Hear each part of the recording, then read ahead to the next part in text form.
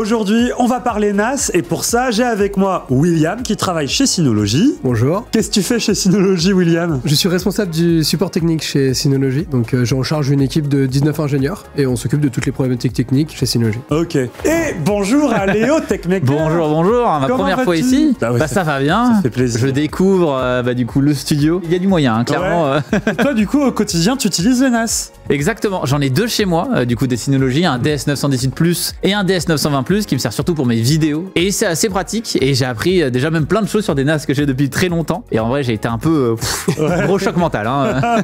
Bon alors aujourd'hui, on va parler de deux grandes catégories de produits de chez Synology, la gamme B et la gamme NAS. Du coup, c'est ça, hein, on est d'accord. Le but, c'est de vous expliquer un petit peu les différences, puis vous verrez qu'il y aura plein d'usages qui vont en découler. Alors cette vidéo est une vidéo récapitulative d'un live qu'on a fait sur notre chaîne Twitch, donc si vous voulez voir le replay intégral, allez sur Twitch. Sinon, voici le best-of.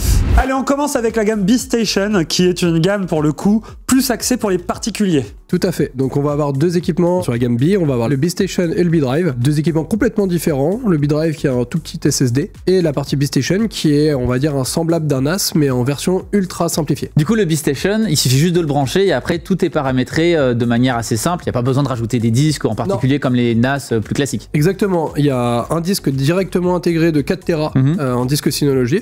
On a juste à le brancher sur le réseau local et ensuite on a un petit QR code qui est sur le B Station qui va nous permettre de le paramétrer très simplement avec un mobile ou une page web. Donc le B Station, donc lui, il reste à la maison, alors que le B Drive, lui, il fait à peu près la même chose, mais il est en nomade. Exactement, il est portable, donc en fait on va avoir un B Station, on va avoir 3 catégories de B Station, on va avoir 1 Tera, 2 Tera et 4 Tera, et on va pouvoir l'emmener avec nous et faire des sauvegardes depuis un petit logiciel client sur un PC en USB-C, ou alors depuis le mobile en Wi-Fi. Alors à quoi ça sert tout ça exactement? Pour qui c'est destiné? C'est principalement destiné pour des particuliers. On va avoir aussi des influenceurs ou des youtubeurs qui vont partir justement faire leur rush, prendre des photos, etc. Et quand ils vont revenir le soir, brancher leur B-Drive, envoyer leurs photos, ou le B Station plutôt pour des particuliers avec leur famille, où ils vont justement partager des photos, partager des fichiers, travailler dessus. On peut aussi avoir des télétravailleurs où ils vont enregistrer leurs fichiers sur lesquels ils ont travaillé pendant la journée, retourner à la maison, rebrancher le B-Drive et synchroniser tous leurs fichiers. Donc c'est comme un SSD, sauf qu'il est en réseau et qu'il est capable de synchroniser à son Exactement, PC. avec un petit logiciel qui fait la force justement du B-Drive, c'est que c'est pas juste un SSD, c'est qu'il y a le logiciel derrière qui fait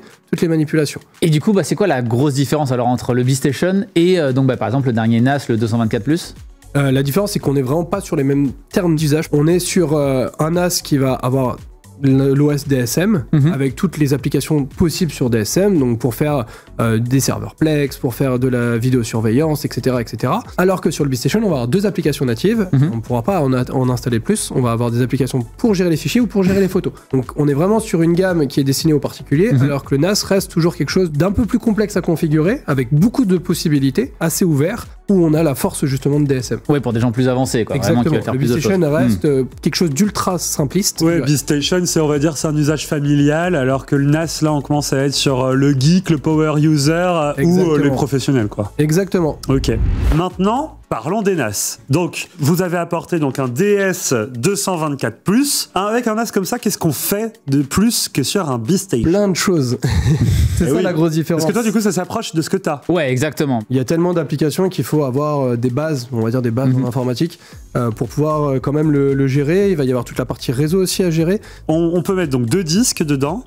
Et là, on commence à avoir une utilisation plus, on va dire, avancée. Alors là, on va être sur ce qu'on aime bien appeler des power users ou alors des petites entreprises. Parce que là, du coup, on va avoir le centre d'application sur une gamme plus, donc qui est une gamme assez performante. On va pouvoir installer pas mal d'applications. Donc là, on va pouvoir dédier le NAS, par exemple, à de la vidéosurveillance, à du stockage de fichiers, du backup, la virtualisation.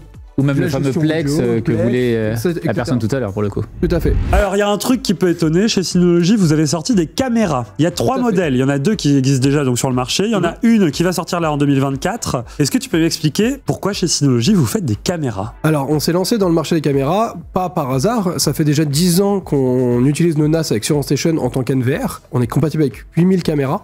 Donc on commence déjà à utiliser de la vidéosurveillance sur des NAS. Aujourd'hui, on a une gamme dédiée de DVA avec des caméras. La particularité de ces caméras, c'est qu'on est sur des caméras PoE avec de l'intelligence artificielle à l'intérieur et une caméra Wi-Fi qui a aussi de l'intelligence artificielle. Il y a donc ces caméras qui se connectent au NAS. Oui. Et vous avez donc une gamme de NAS qui est faite, construite pour accueillir au mieux possible les flux vidéo. Exactement. Donc c'est les DVA. C'est les DVA, Deep Video Analytics. Donc en fait, c'est des NAS avec une carte graphique intégrée qui vont permettre justement de faire des fonctionnalités avancées sur l'image. Donc aller faire des détections d'intrusion, des détections de personnes, de véhicules ou de plaques d'immatriculation, de la détection aussi de reconnaissance faciale. Donc tout ça est fait via le DVA. Et en fait, on peut faire toutes ces tâches-là avec d'autres caméras. L'avantage de les faire avec les caméras Synology, c'est qu'en fait, il y a aussi de l'intelligence artificielle dans les caméras.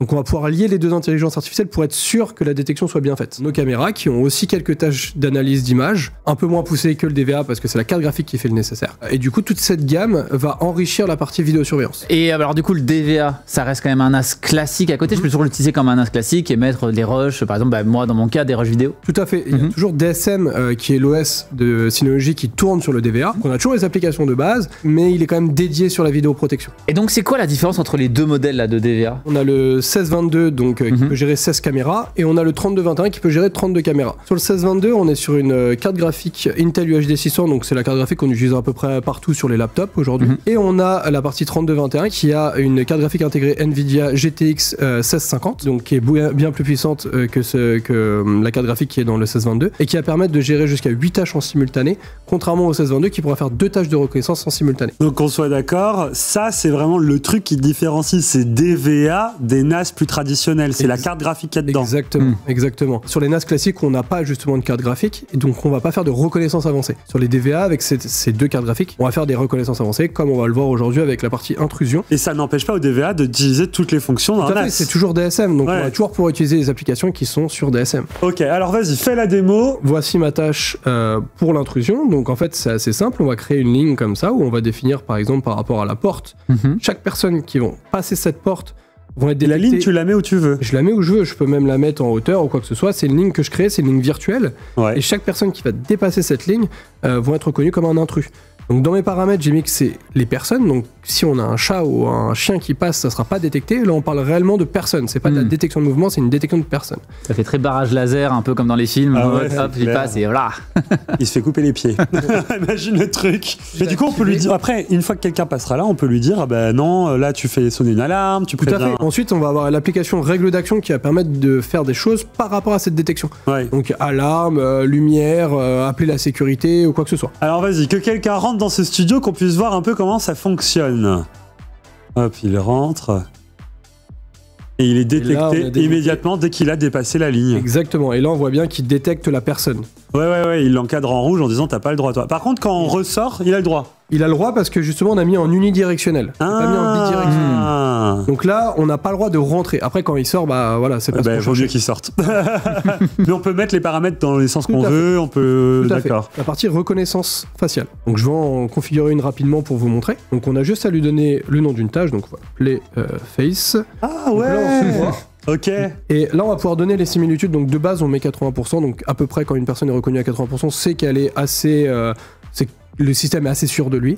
Et si on a vraiment quelque chose de très sensible, on peut monter jusqu'à 95%. En fait, il va analyser l'image. Donc on va voir en direct. Donc là, je viens de créer la tâche. La tâche est créée. Ici, je vais avoir les résultats. Donc j'ai déjà des résultats. Mais non.